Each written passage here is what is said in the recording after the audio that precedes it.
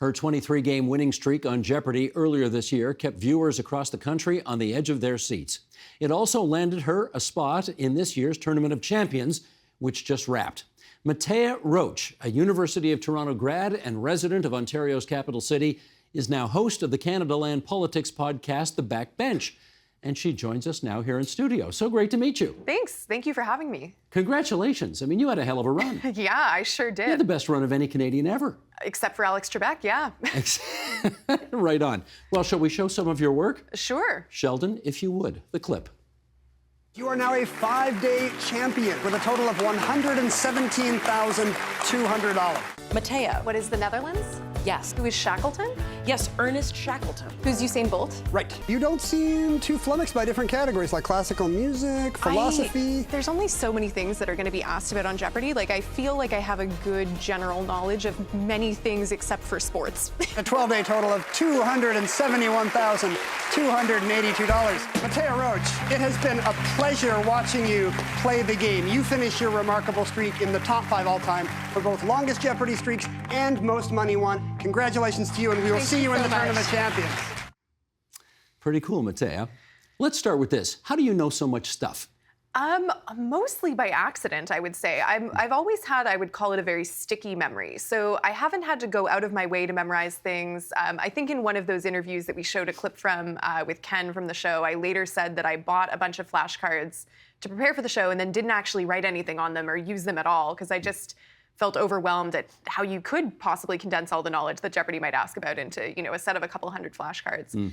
So I think really how I know so much stuff is I've always been pretty curious. I've always wanted to read a lot, and I think I'm a good listener and retain a lot from what I hear and what I read. So eventually all of that's, has to come in handy somewhere, and for me it came in handy on television. Ken being Ken Jennings, who's still #1 all time? Yeah, oh yeah. I don't know that Ken Jennings' record is ever going to be beaten. So the 74 games is just so far beyond what anybody, even in the past year of ridiculous long streaks on the show, has been able to accomplish. So yeah, he won the greatest of all time tournament. So, he's the GOAT. You guys bonded?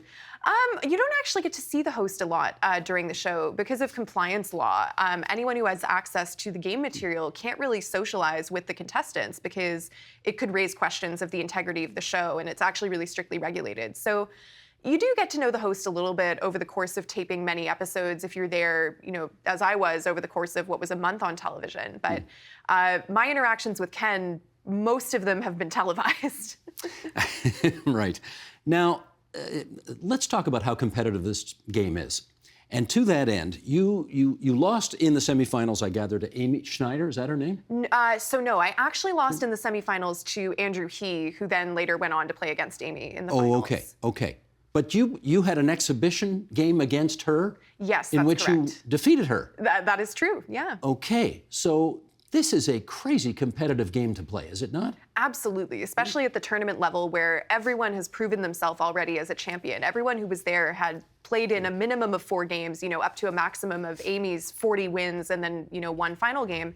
So there were really no givens in this tournament. It felt like with the right board, with the right sort of set of circumstances on the day, anybody probably could have beaten anybody else. Anybody can beat anybody else because everybody's that good. Yeah, that's what I believe. I think there were certainly certain players that had an edge, either in terms of they were more experienced with the game or their depth of knowledge is just greater. Like Amy, I think in particular, is remarkable for how broad her knowledge really is.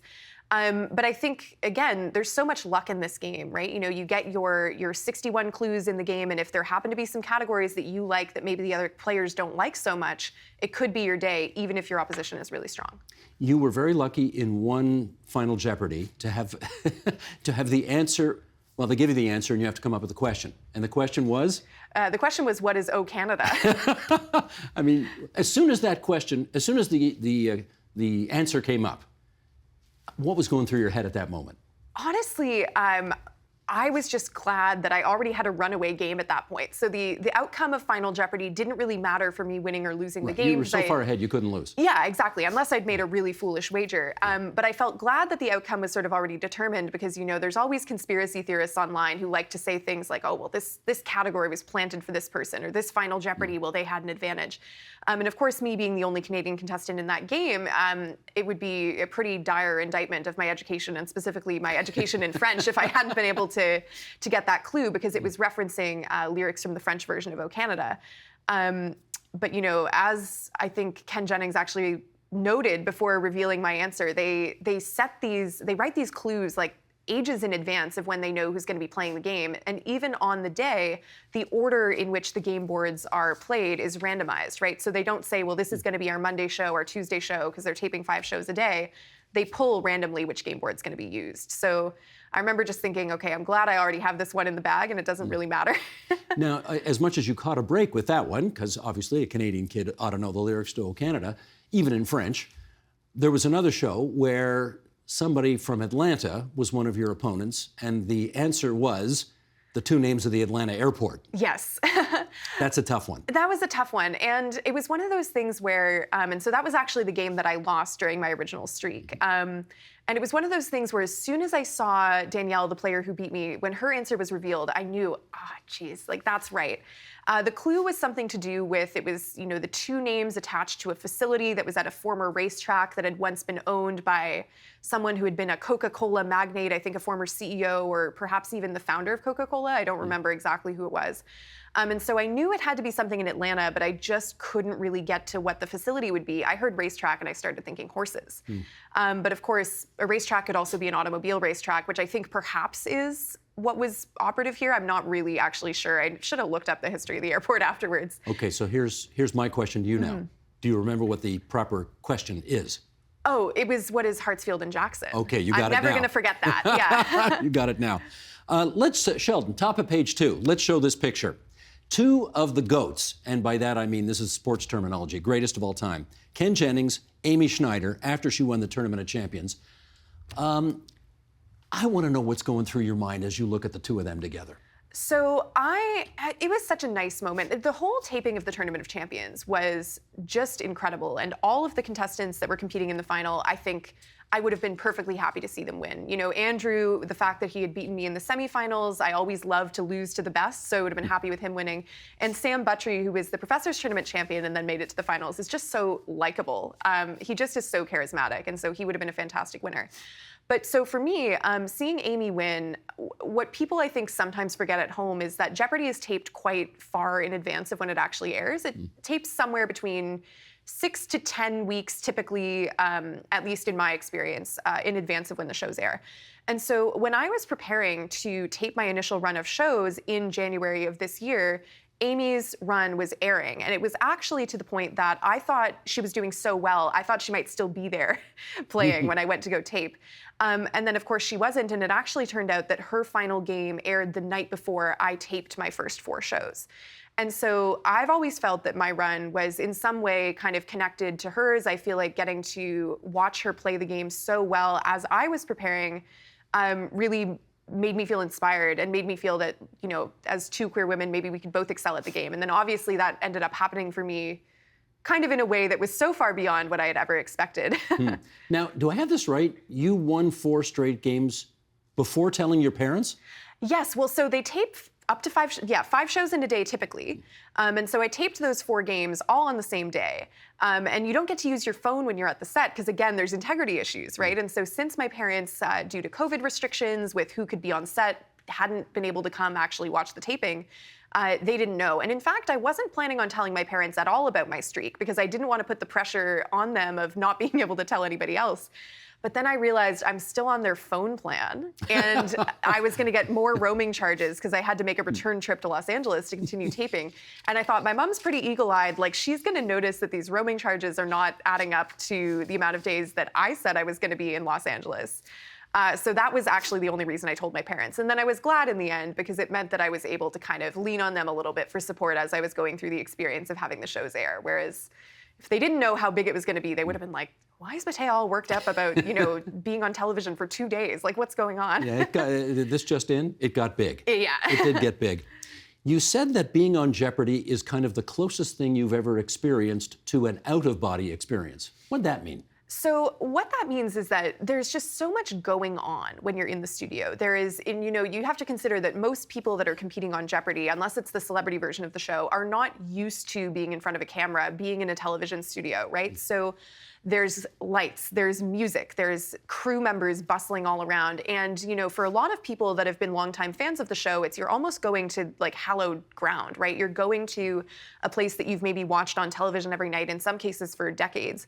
And so that can all be very overwhelming and overstimulating. And so what I found was that when I was playing the game, I didn't really form that many memories of what were the clues and the categories that I actually had been dealing with, because it's sort of like as soon as one clue comes up on the screen, if you ring in or if you don't ring in, you have to put it out of your mind because you need to focus on the next thing ahead of you. And so I found many times when I was watching my run, there were things that I was ringing in on that I completely didn't remember ringing in on at all. We've had other people on the program, and I think actually you saw we did a program many moons ago about some of the contestants on Jeopardy.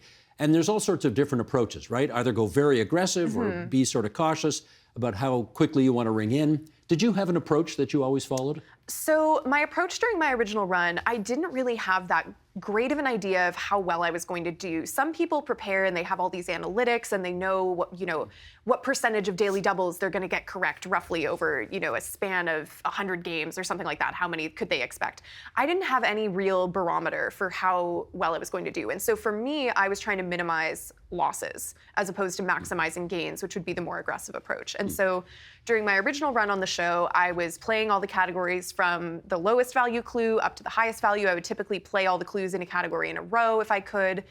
Obviously you don't have full control of the board the whole time, but that was my approach. And my daily double wagers were pretty small, generally speaking, because I didn't want to have that demoralizing hit of maybe you lose like $10,000 or something like that, and then you might even be behind.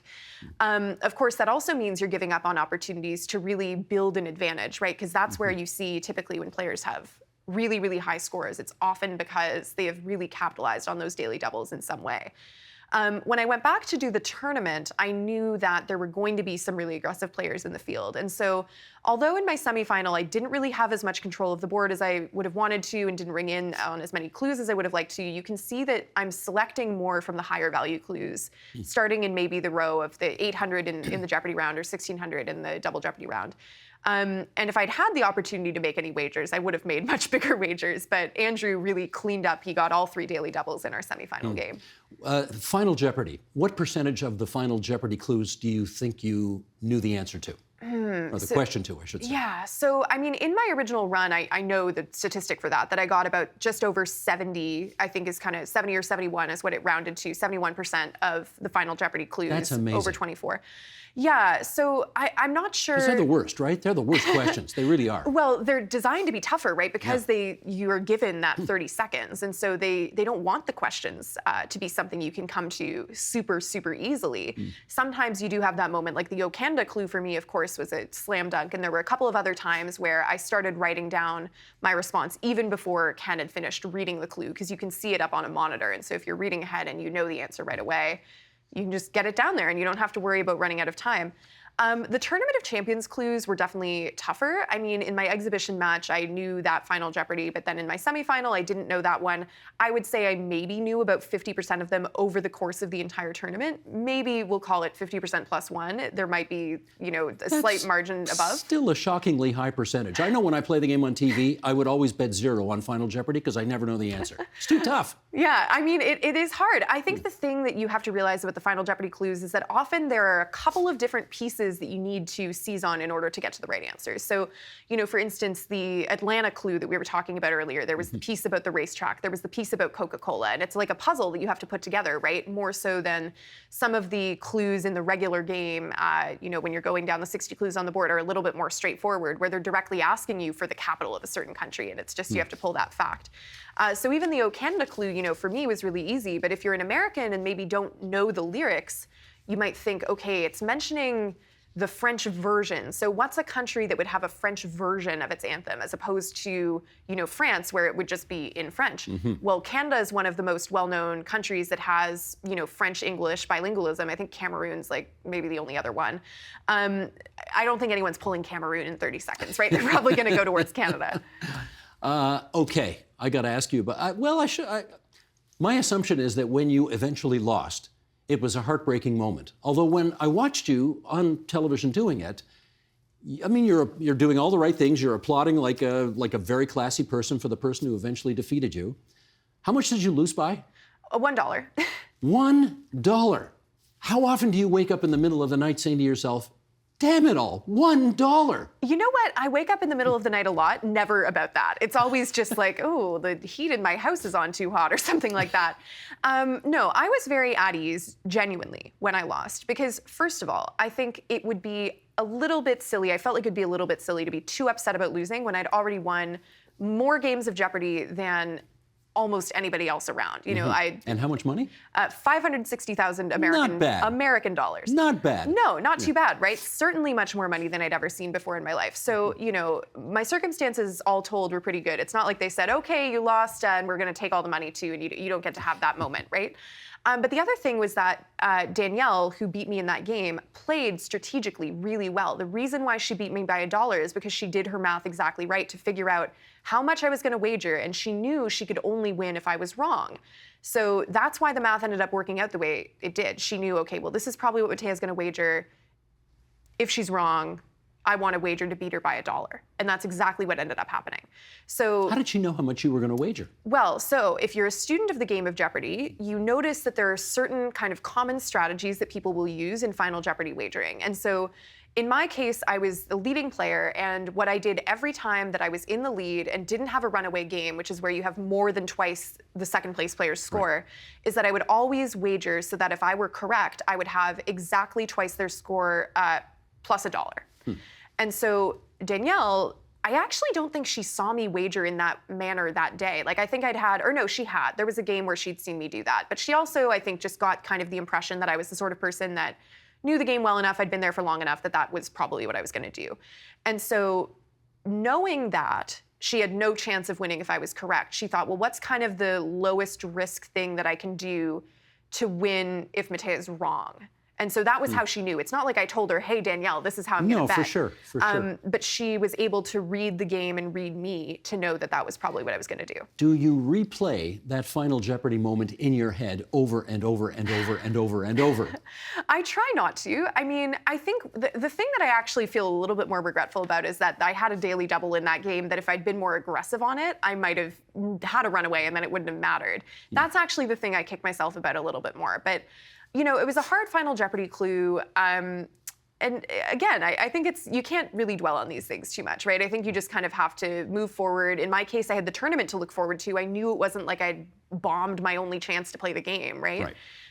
So that, I think, also made getting over that Final Jeopardy a little bit easier. Which categories did you like the best? So I really liked geography, generally speaking. I think I was pretty good at, unless it was too U.S. specific, and then it gets to be a little bit, you know, I feel like the American players have a bit of an advantage there. But world geography was good. Anything to do with history, like there was a world leaders category at one point that I quite enjoyed in the regular season, and then actually again in my semifinal, but I kept getting beaten on the buzzer. Yeah, and then music stuff tends to be pretty good for me as well, just because it's not a strong suit for a huge amount of Jeopardy players. Like, I find a lot of players that are really good have said that they don't do as well on music. For me, I think my music knowledge is like good enough that it sometimes gives me a little bit of an advantage. So, yeah. Now, you live in a city which has a National Hockey League team, a Canadian Football League team, a National Basketball Association team, a Major League Baseball team, a Major League Soccer team. Not to mention all the college and university sports teams that we have in this city. And you know nothing about sports. How is that possible? I'll defend myself a little bit. I wouldn't go so far as to say that I know nothing about sports. But my sports knowledge is pretty weak. I think the reason why I say I have weak sports knowledge is because people who know sports really know sports. Like, if you're going to describe yourself as a sports fan or as someone who's deep in on sports trivia, you really have to know your stuff. And people do. They get so into it. There's so many statistics. There's a lot of history. For me, I don't have cable television. I don't have a way of watching all of these teams. And there's just so much of it that I find it's like overwhelming. I have some knowledge of a couple of things in sports. I used to be a really big cycling fan. So I know, you know, if there was ever a pro cycling category on Jeopardy, I think I would do pretty okay. And the Olympics is something that I typically follow, so sort of like Olympic history, I know a little bit about that. But the conventional, you know, the big four sports leagues, I think I got in on a clue about what was Alex Ovechkin's team at one point during my run, and I felt pretty happy to get one hockey clue. And the answer is? The Washington Capitals. Very good. I was like, the Nationals is the baseball team. I don't want to muck that up. Well, since you're on a roll here, okay, I know I could beat you at Jeopardy as long as every question was about sports. And you would. You absolutely would. So here we go. Shall we try? Let's try. Okay. He's the all-time NHL leader in wins for goaltender. And may I remind you, Mateo, please form your answer in the form of a question. He's the all-time NHL leader in wins for a goaltender. In wins for a goaltender. Yes. Oh. From Quebec. Played for the New Jersey Devils. Who is Martin Brodeur? Awesome. Well I wouldn't done. have gotten it without the hints, but Awesome. that took me there. Okay. He is the all-time strikeout king in Major League Baseball. Nicknamed the Texas Express. Could throw over 100 miles an hour Who is back in the day. Nolan Ryan? Yes, fantastic. I'm deeply impressed. I was Okay. reading his Wikipedia article the other day. One more. They've won more Grey Cups than any other team in CFL history. I'm going to say, who are the Argonauts? You are brilliant. All right, Even thank the you. sports questions you're nailing here today. Well done. You threw me a bit of a bone with some of those hints, but I'm glad to show I don't know nothing about sports. Yes, that's great. Okay, I want to ask you one last question about politics because, of course, that's your avocation now. You're the new host for the Backbench, the podcast on Canada Land. You were, what was this, Once Upon a Time? You did something on Parliament Hill once upon a time, right? I did, yeah. So I was actually a tour guide for the Library of Parliament. So the summer after my first year of university, I moved to Ottawa. I'd never even been there before, actually. So I moved to Ottawa kind of sight unseen to take this job as a tour guide because I thought it was such a great opportunity. And I had a fantastic time. I think Summer 16 was a good time to be in Ottawa. It was sort of exciting. There was a lot going on the Hill, and I got to work with, well, just a fantastic team of other guides, right? Oh, I thought you were going to mention some politicians. No, although I had some run-ins with some politicians on the Hill, which was cool. I saw Jeff Regan around a couple times, Harjit Sajjan, Elizabeth May, some other names that I'm probably forgetting. But no, the team of other guides that you get to work with, I think, was really the highlight because everybody was a university student. I think I was the baby of the group because I was 17, and I think the oldest of us was maybe 23, Sweet. which now feels, a normal age, but at the time seemed a bit old. Well, let me ask you the question everybody is thinking right now, which is, can you ever imagine running for politics someday? And I know that this is what everyone says, but I will say absolutely not. How come? I don't, being a public figure has been a bit of it's been an interesting transition for me, and it's not something that I necessarily would have chosen. Jeopardy sort of chose me, and I thought I was going to go play one game, and that was going to be it, and no one would really hear tell of me after that. So I think that as a politician, of course, you're under such scrutiny, not only for the decisions that you make in leadership, but also in some cases for things that you do outside of your work. And I'm not sure that that's something I want to really lean into. I think I want to, keep a close eye on politics. If I'm able to continue working maybe in journalism, media, whatever, I think that would be a great delight for me, but I don't see myself running for office. I see some of my college friends running for office. Got it. Well, it's been a great delight for me to have you here on this set and to meet you and to be able to congratulate you for being just one of the GOATs. And that, of course, is a sports term for greatest of all time. Mattea Roach, thank you so much. Thanks so much for having me. The Agenda with Steve Paikin is made possible through generous philanthropic contributions from viewers like you. Thank you for supporting TVO's journalism.